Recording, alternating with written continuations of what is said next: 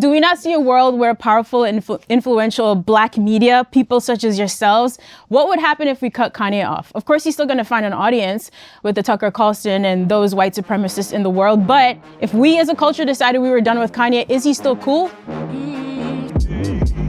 All right, y'all, it's the Rap Life Review.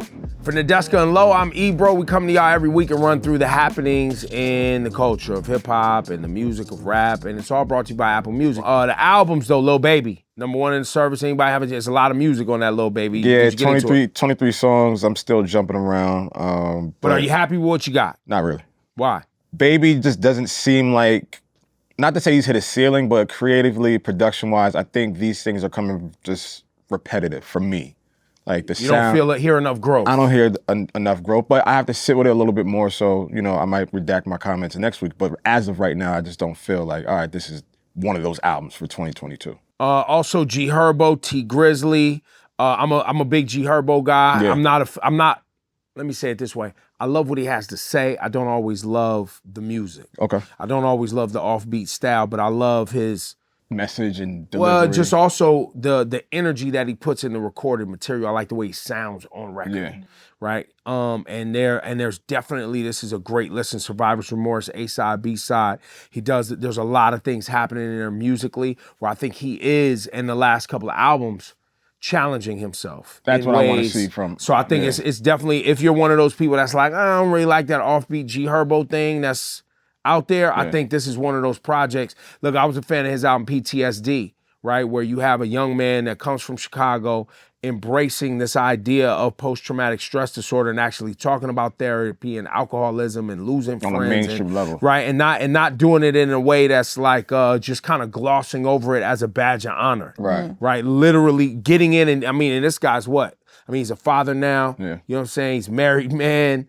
You know what I'm saying? This is a young man, 25, 26 years old, actually dealing with, and the idea of survivor's remorse, right? Coming from, Chief Keef, Lil Durk, Lil Reese, what's Young the kid? Chop. Bibby, Young Chop. All these dudes was kind of coming out of that, right? And so they've lost a lot, seen a lot of death, and it's been chaos. It's been all of this real street.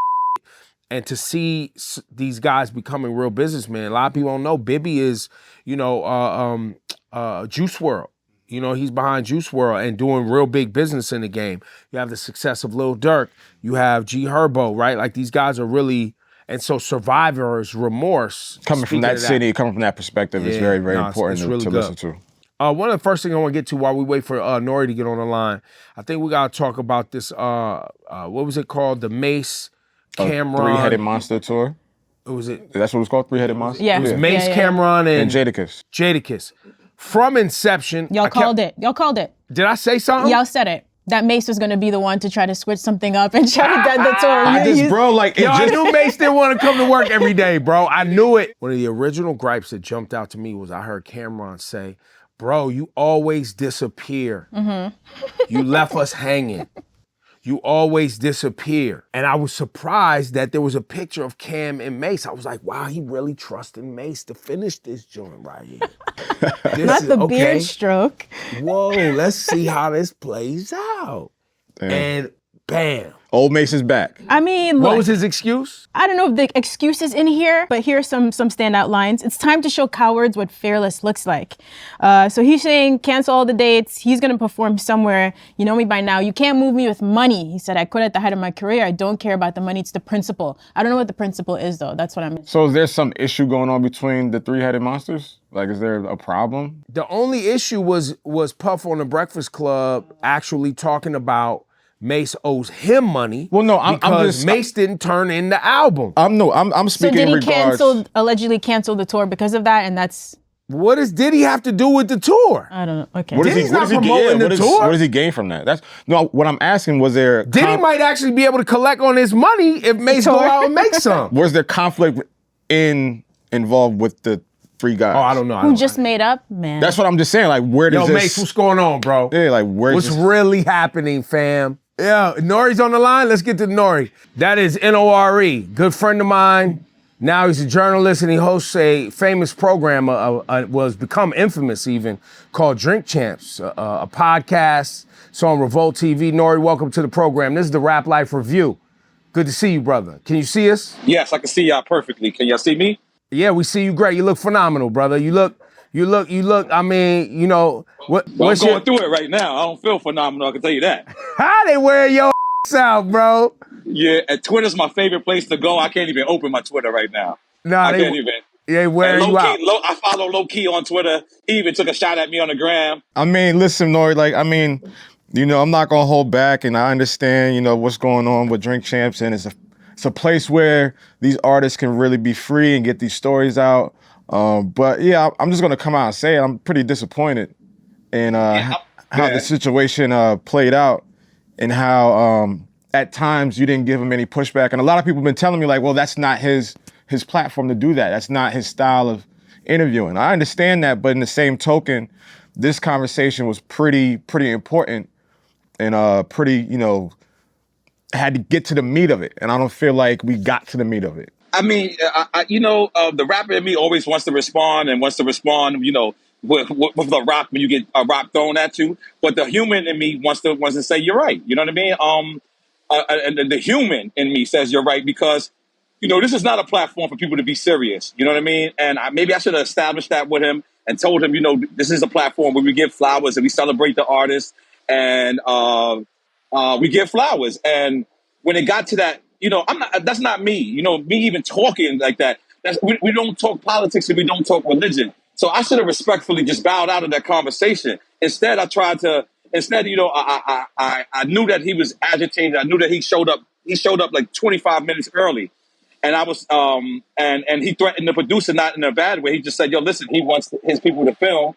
And if his people don't film it, and they'll shut down, he'll walk out. So I didn't really want that. I didn't want us to set up and then we come in there and then this guy walks out. You know what I mean? So I was trying to let it, you know, to the end so I could bring it back up. But by that time, I got inebriated and I wasn't articulate with my words. So in that, I am sorry for that. That's, you know, I said I'm on my little sorry campaign. And when I look back at it, you know, and when I look back at it, I was embarrassed. When I saw the George Floyd part in particularly, I was like, wait a minute, you were there? I felt like I wasn't even in the room when it happened. And you guys, all three of you guys have been in interviews where you're caught and you might have not catch it at the moment. So that's really what happened. I was so in a rush to get it out that I didn't even watch the episode. I didn't even watch it. So when I saw it, I'm in real time. When y'all saw it is when I saw it. And I was like, wait a minute.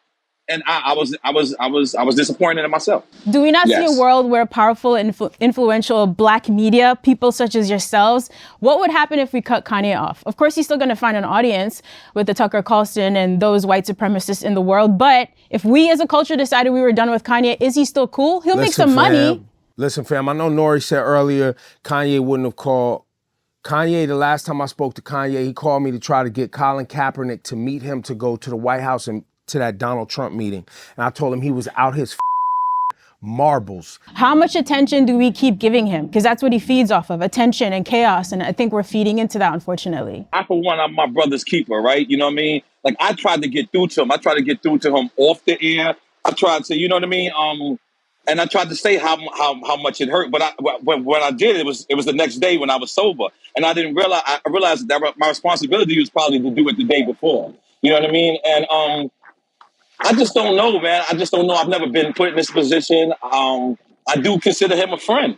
And I don't think he's as lost as people think he's lost. I think that, like I told Talib Kweli today, I told Talib I think he should reach out to him. You know what I mean? Talib is a person that I call when I need advice. And I think that that's what he kind of needs, like his old crew, you know, how they used to hang out and talk. And, you know, people with sane mindsets. I think the Kanye West has always been someone who has been willing to risk everything to be the hot topic. And that's a slippery slope. And I think you got caught in that because... Well, I got caught in the moment because, to tell you the truth, I felt like I already scored the touchdown. I felt like even me, you know, that was like spiking the ball. You know what I'm saying? Because... Well, like, that's my point, is you knew that this was going to do the views. You know what? It's nothing to expect. Like, just because, to tell you the truth, it's like he'll call me and he'll give me, we'll do the pre-interview on the phone, right? And none of this is coming up on the pre-interview. So I was caught off guard. And the best thing that I did or the worst thing that I did was I didn't watch my material prior to me But dropping it. N.O.R.E, you knew this was gonna do numbers. You tweeted that you was excited about these numbers, though. Oh, you know, I was excited. Come on. No, but my Everyone point knows that. Like, but this is my point. This is my only thing is like I'm hearing like outlets that pretty, and I'm not taking a shot, but there's kind of small guys out there like, oh, I wouldn't have took his interview. No, he's not calling some of you guys. You know what I'm saying? Like, so let's be clear. A lot of people would have took that same interview and would have let him say something. I'm taking responsibility. I said what he said was a little crazy. It was passed by, and I didn't catch it at the time. So I want to tell everybody, from George Floyd family to anybody that he offended, that you heard him on my platform. Guess what? I'm sorry.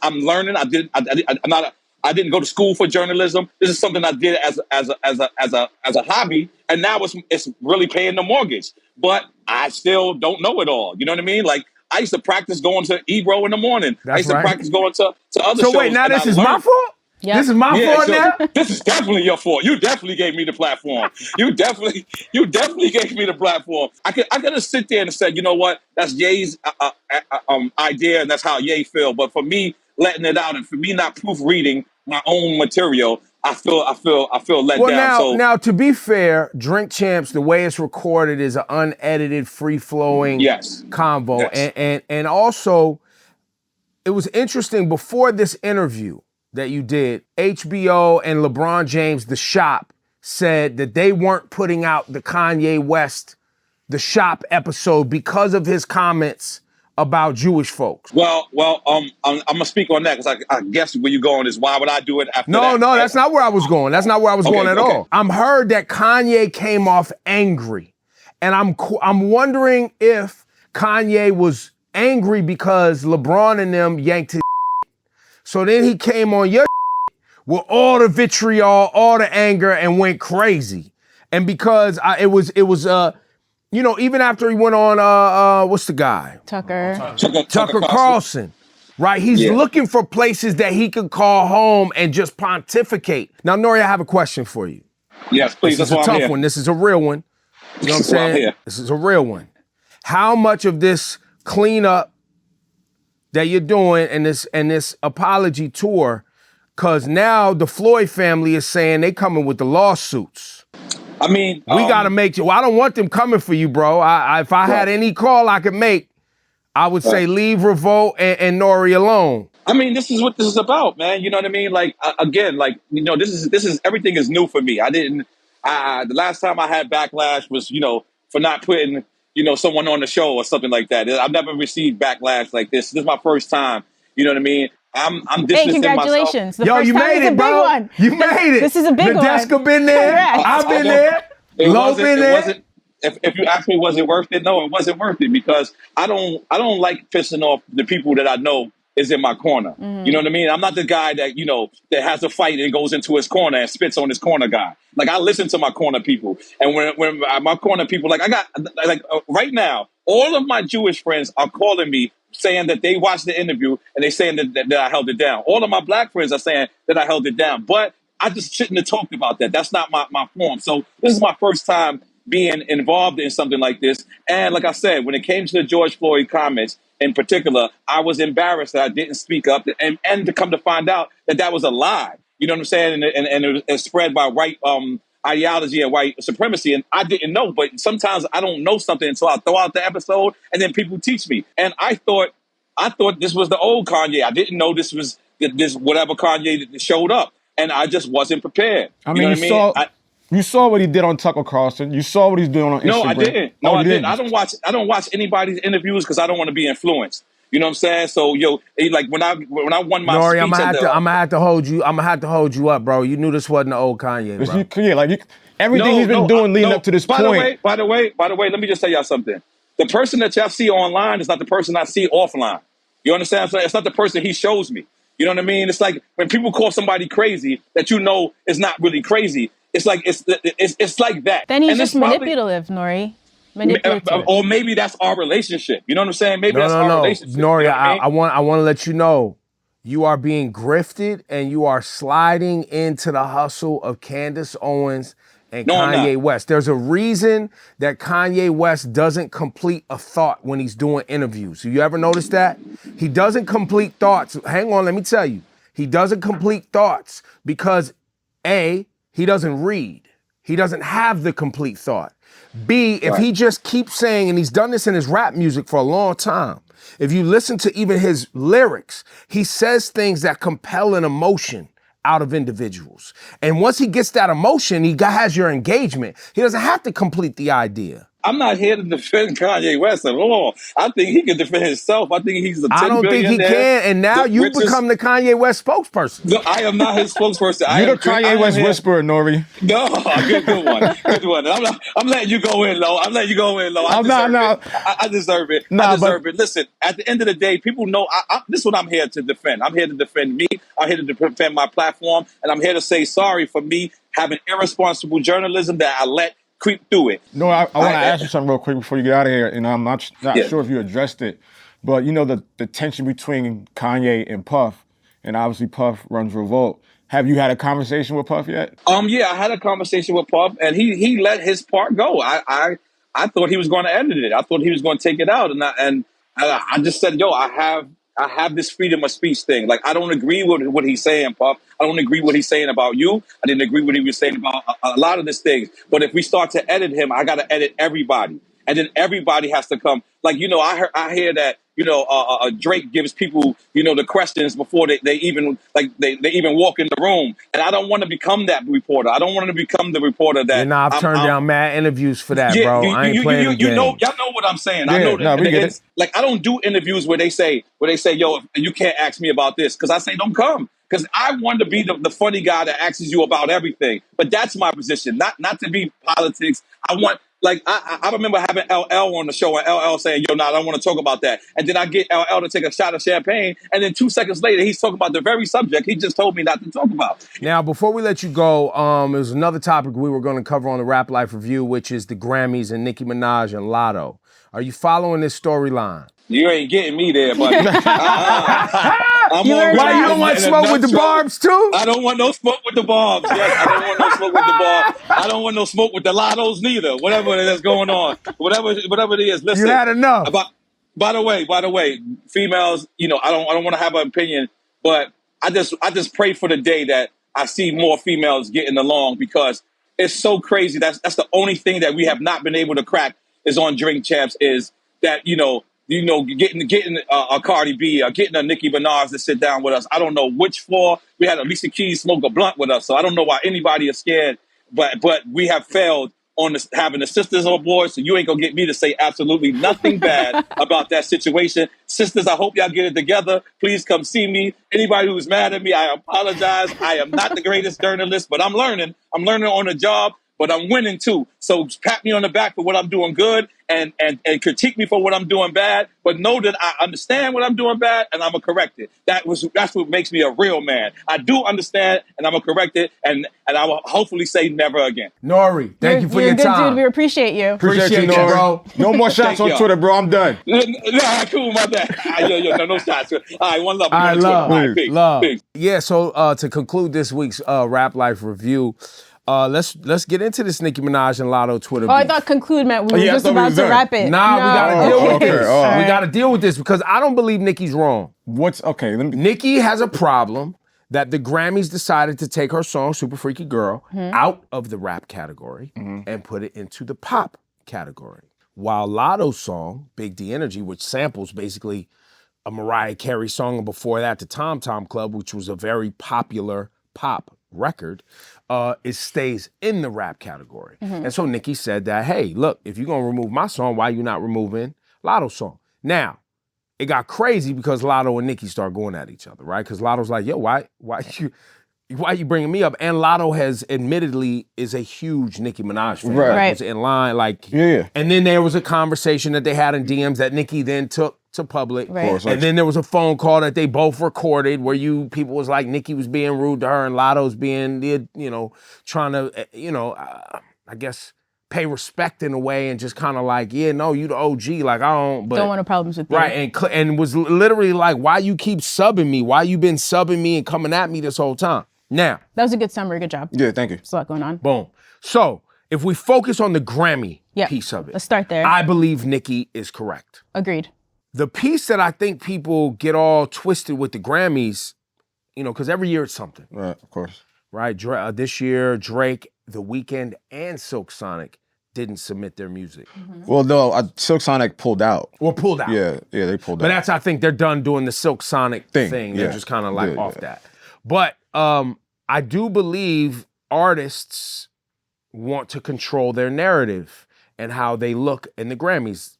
Drake, maybe he didn't want to submit his dance album for the Grammys. Maybe he was just like, look, or maybe he don't like them, which he's admittedly said that before. But I think when you're looking at the Grammys, people forget that it is an institution that has its own voting members, and they do their awards and they have their award show, and it's something that is celebrated by people who are musicians, engineers, producers, songwriters that are in that community. Latto and Nicki's thing, Latto's just like, why was I a target? Nicki made a good point, right? Yes. And at some point she said, but Latto, I guess the question is, Did she have to? Did she have to mention Latto? Of course not. This is the point I'm getting to. She says to Latto, you are a known Nicki fan. You've been on record talking about being a fan who would like even line up for me, et cetera, et cetera. So we know that. She loves her, she respects her, right? You're saying, hey, if your song didn't also get moved to the pop category, why aren't you speaking up for me? Which is confusing to me because Nicki, you are the veteran here. You know what it is with the Grammys. We've been through this for decades as a culture. Why are you expecting an artist who's still on the come up to be the one who speaks up on your behalf? Is that the way? You just talked about people boycotting by not supporting music, by not showing up to the Grammys, by turning down the performances, but you decide to tweet about it and then pick on an artist who's your junior. I do not understand. It should be the other way around. If they did it to her, I could understand. You should be stepping up and looking out for her. So, I mean, I agree with Nicki's point. She's absolutely right. Yes. But I do agree with Latto that she's just being a bully, period. Yes. Well, and also as we sit here and we look at all of the skirmishes, I don't even call it beef because it's not real beef. There's one common denominator, but I'll let you. One common denominator. I'll let you which complete is that. Nicki Minaj. Yeah.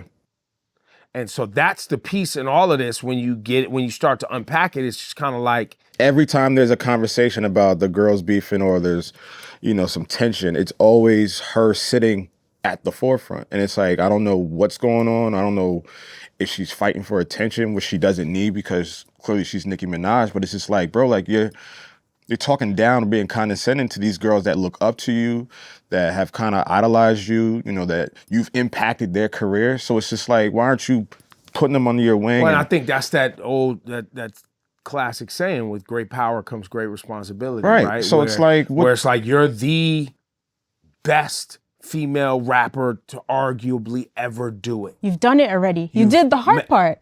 You made it. And I think the expectation of a lot of people is how come there isn't more love being showed and embracing. And even though she did the Queen mix of Super Freaky Girl, a lot of people had, like, those are all the people that are like willing to follow her without question.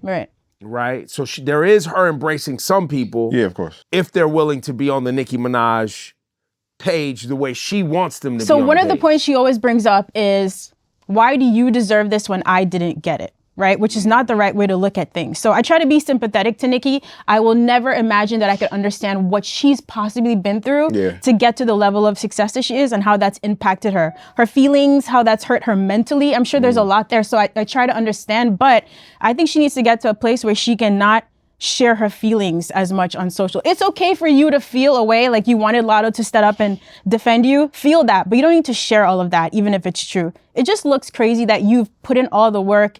You've reached the milestone, people are looking up to you, and all you have to do now, if you don't want to embrace them, at least not publicly them all the time or pick on them. That's it.